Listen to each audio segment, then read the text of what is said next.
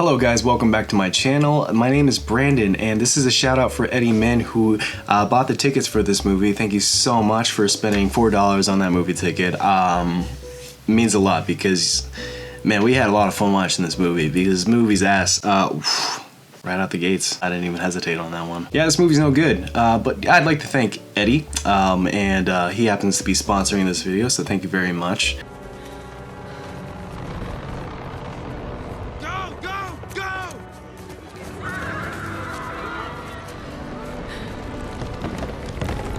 And yeah, let's just move along. Let's talk about X-Women Dark Penis. And by the way, the women are always saving the men around here. You might want to think about changing the name to X-Women. Shut the fuck up! So let's just get into the nitty gritty. Now, was this movie fun to watch? Yes, it was a blast to watch. No, it wasn't. Was it fun to watch with some friends after a few drinks? Yeah. X-Men Dark Phoenix feels like a movie where, for a comparison, let's say you're working on a group project and everyone's in charge of writing one page and you're in charge of writing the conclusion, but for some reason you didn't read any of the other papers, so you have no guidance as to how to conclude this paper, but for some reason you're the guy they chose to conclude it.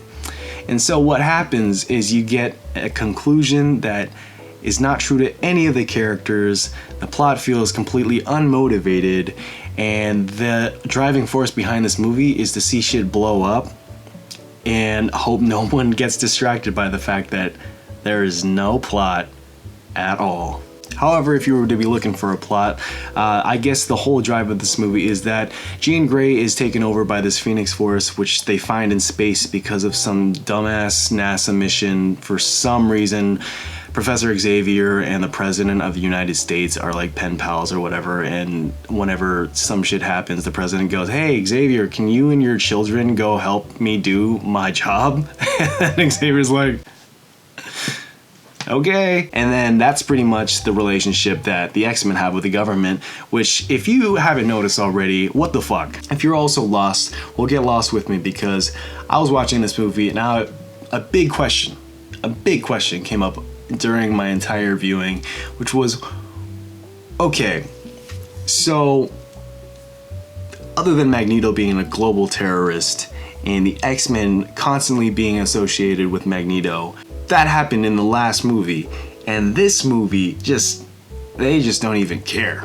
They're just like, man, people love them for some reason. There's a kid who has a Mystique action figure, not wearing any clothes, this action figure, by the way, which is really funny because he's looking directly at Mystique and Mystique is fully clothed. So I'm just like, yo man, like, this kid's a pervert. But we're just gonna move on from that. It's just little things like that where you feel like the movie wasn't paying attention to the other movies, thus making this movie look shittier for that.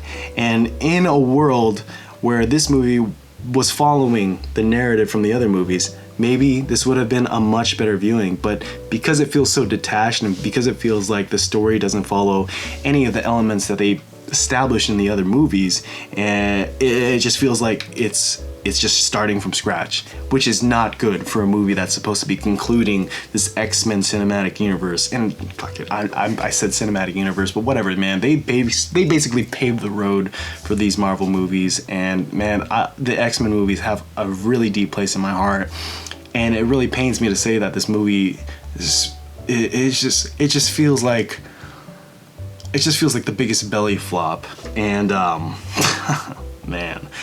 And yeah, it was just not a good movie, guys. The main motivation of this movie is that the X-Men need to get Jean Grey back from the dark side or whatever. This Phoenix Force that they find in space takes over her body, and in the beginning she's feeling real good about that shit, you know, and all the kids at school are apparently giving her the nickname Phoenix for no reason.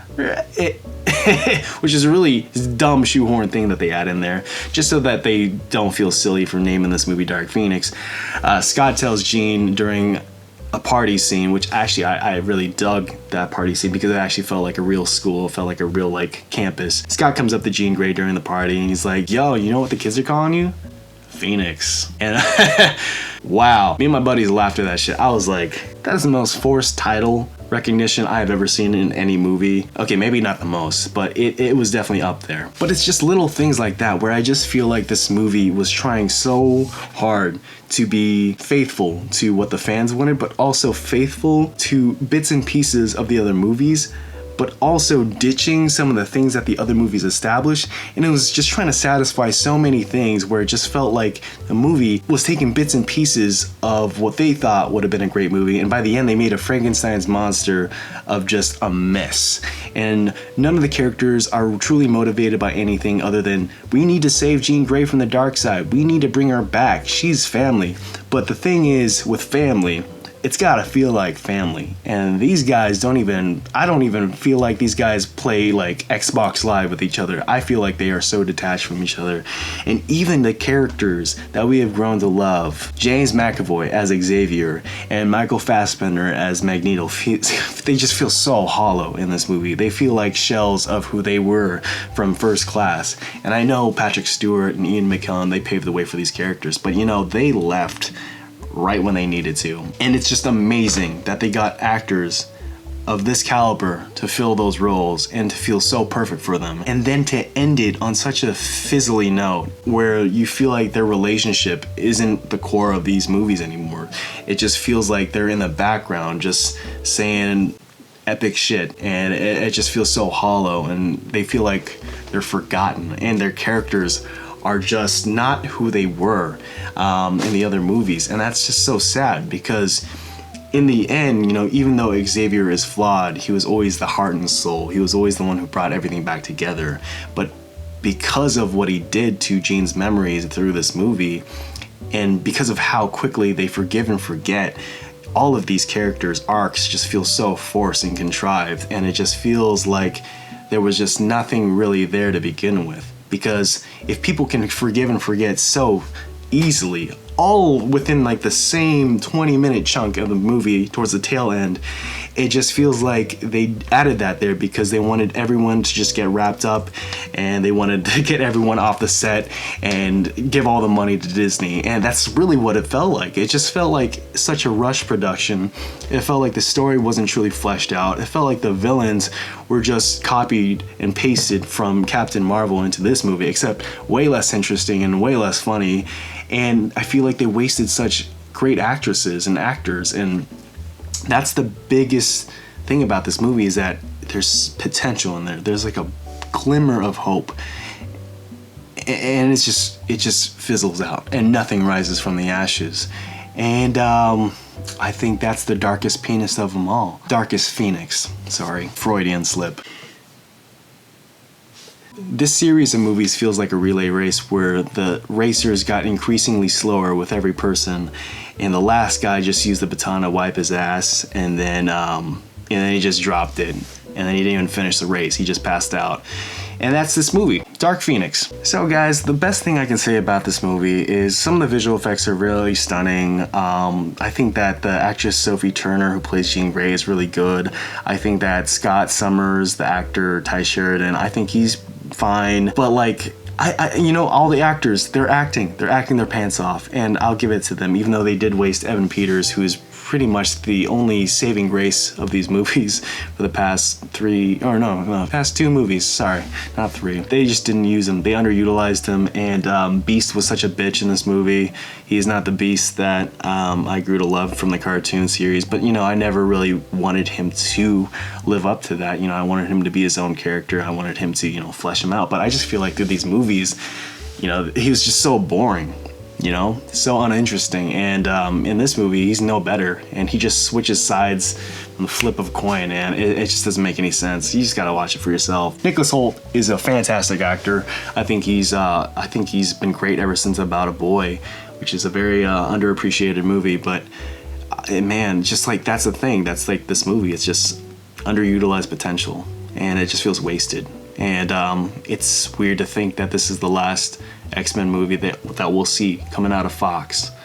But at least it's not in a creep's hands, so that, I guess that's a bonus. Simon Kinberg did his best you know, he's a very great writer, and you know, this is his swing at directing. And was it a miss? Yeah, but I could see him taking on other projects with better production, more time, and more potential for storytelling. And I could see him using that and maybe making something a lot better. And maybe he has that I'm not aware of. But Dark Penis, man.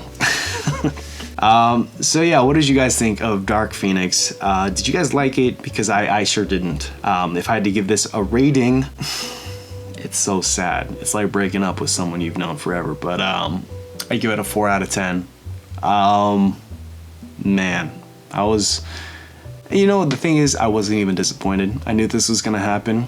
It's like having a son that you know he's just gonna fuck up, but you just, you know, it's a terrible analogy. It's like having a series of movies where the last movie was very disappointing and didn't live up to the potential that it had and the potential that the other movies basically paved the way for, except X-Men Apocalypse, which was just a cheesy mess, but it was still a fun, cheesy mess. But this, man, you gotta down some beers beforehand, and maybe you'll have some fun, maybe you'll take something out of it, but yeah. Anyways, guys, what did you guys think? This was a movie. That's all. This was a movie, guys. Did you not know that? We saw it in IMAX, so that was pretty cool. Man, I keep getting distracted. Anyways, guys, I will see you later. Alright. I almost forgot to say. So Magneto lives on a piece of land with his coworkers from Whole Foods. Alright, I'm out of here. Bye, guys.